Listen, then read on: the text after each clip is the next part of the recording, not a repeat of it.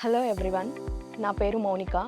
నేను electronics and communication ఇంజనీరింగ్లో నా గ్రాడ్యుయేషన్ కంప్లీట్ చేశాను ఎస్ఎస్ఎన్ ఇంజనీరింగ్ కాలేజ్ నుంచి. నాది ఆంధ్రప్రదేశ్. సో నా కజిన్ ఆల్రెడీ ఇక్కడ జాయిన్ అవ్వడం వల్ల తన రెఫరెన్స్తో నేను ఈ ఎంబెడెడ్ సిస్టమ్స్ కోర్స్లో ఎమర్జీలో జాయిన్ అయ్యాను. ఈ ఎమర్జీ నుంచి నేను చాలా స్కిల్స్ నేర్చుకున్నాను.